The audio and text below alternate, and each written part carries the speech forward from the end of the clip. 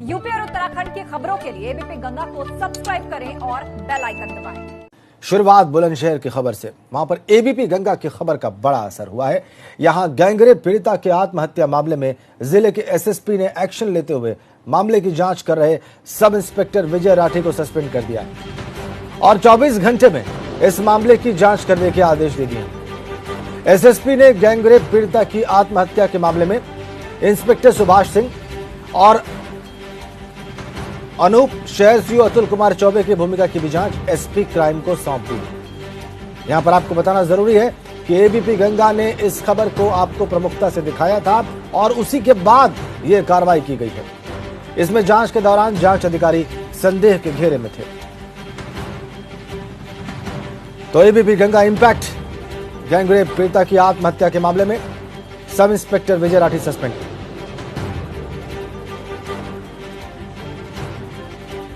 SP crime अब जांच करेंगे इस सारे मामले की।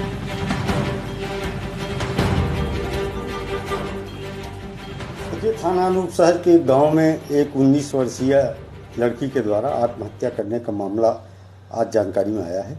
इसमें उल्लेखनीय है कि इस लड़की के द्वारा दिनांक 3/10/20 को एक मुकदमा एक कमरुद्दीन जो इसी के गांव का है उसके खिलाफ लिखाया गया था, जिसमें धारा 366 अपहरण करने, छेड़खानी करने और जान से मारने की धमकी देने के आरोप थे। मुकदमा पंजीकृत होने के तत्काल बाद ही लड़की का कहना था कि यह मुकदमा परिवार वालों के दबाव में उसने लिखाया है और उसके साथ ऐसी कोई घटना नहीं हुई थी और वो अपनी एक सहेली के घर से नाराज होकर के चली गई थी।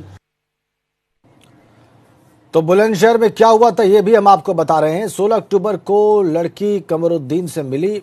24 अक्टूबर को लड़की ने थाने जाकर तहरीर दी और कमरुद्दीन और उसके 2 साथियों पर गैंगरेप का आरोप लगाया। पुलिस ने सभी आरोपियों की कॉल डिटेल्स निकाली। सभी आरोपियों की मोबाइल लोकेशन अलग अलग दिखाई दी। 16 नवंबर को लड़की ने सुसाइड कर लिया। सुसाइड नोट में पुलिस पर कार्रवाई न करने का भी आरोप लगाया पीड़िता ने और कमरुद्दीन और उसके 2 साथियों को मौत के लिए जिम्मेदार बताया। बलराम पांडे इस वक्त हमारे सहयोगी हमारे साथ सीधा कनेक्ट है। बलराम, ये बहुत ऐसा मामला जिस पर सबकी निगाहें हैं कि क्या एक्शन होता है और जांच में क्या सामने आता है, और चूंकि एबीपी गंगा ने खबर दिखाई और उसके बाद यहां पर एक्शन की शुरुआत हुई है, इसलिए आपसे जानना चाहेंगे कि जांच अब किस दिशा में आगे बढ़ रही है।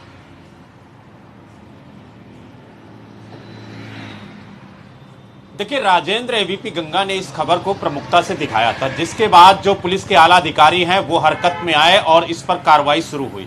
लेकिन सबसे बड़ा सवाल ये है और एबीपी गंगा ने शुरुआत से इस सवाल को उठाया कि आखिरकार वजह क्या थी कि 16 अक्टूबर को पीड़िता के साथ गैंगरेप की वारदात को अंजाम दिया जाता है, लेकिन पुलिस की कहीं ना कहीं हीला हवाली और कार्यशैली पर सवाल उठते हुए 1 महीने बाद ठीक 16 नवंबर को पीड़िता खुदकुशी कर लेती है और ये सुसाइड नोट में लिखती है कि उसको इंसाफ नहीं मिल रहा है, उसको कमरुद्दीन ने बर्बाद कर दिया। अब उसके पास जीने के लिए कोई रास्ता नहीं है, क्योंकि अब उसके पास जो रास्ते थे वो बंद हो गए, इसलिए वो मौत को गले लगा रही है। ये अपने आप में राजेंद्र बहुत बड़ा सवाल है कि उत्तर प्रदेश सरकार लगातार महिलाओं की सुरक्षा के लिए, बहन बेटियों की सुरक्षा के लिए मिशन शक्ति जैसे अभियान चलाती है, लेकिन उसी प्रदेश में बुलंदशहर जैसी अगर घटना होती है तो कहीं ना कहीं अधिकारियों की कार्यशैली पर सवाल खड़े होते हैं कि आखिरकार वो उत्तर प्रदेश के मुख्यमंत्री की जो मंशा है उस पर पलीता क्यों लगा रहे हैं। और सबसे बड़ी बात यह है कि जब पीड़िता के साथ 16 अक्टूबर को इतनी बड़ी घटना हुई और उसने लिखित में शिकायत दी, तो उसके बाद इन्वेस्टिगेशन में अब तक क्या कार्रवाई हुई। पहला सवाल यह कि 3 अक्टूबर को जब पीड़िता ने शिकायत अनूप शहर कोतवाली में दी तो महज 10 दिन के अंदर उसके बयान लेकर के एफआईआर लगा दी गई।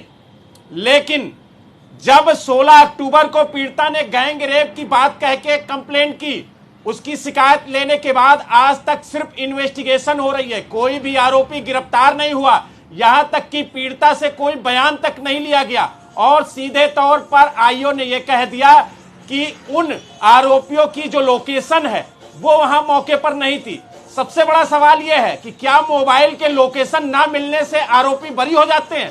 हो सकता है आज की डेट में हाईटेक जमाना है, हम अपना मोबाइल किसी को दे करके आधे घंटे के लिए चले जाएं और अपने कार को कारित करके फिर आए और मोबाइल को लेकर के वहां से चले जाएं, क्योंकि हर कोई जानता है कि पुलिस सबसे पहले इन्वेस्टिगेशन मोबाइल को ट्रैक करती है। तो कहीं ना कहीं आज की डेट में सोशल मीडिया पे हर कोई जागरूक है, तो सबसे पहले वो अपने मोबाइल को ठिकाने लगाता है कि पुलिस उस तक पहुंचने से पहले उसके मोबाइल को ट्रेस करेगी, इसलिए मोबाइल का लोकेशन नहीं आना चाहिए।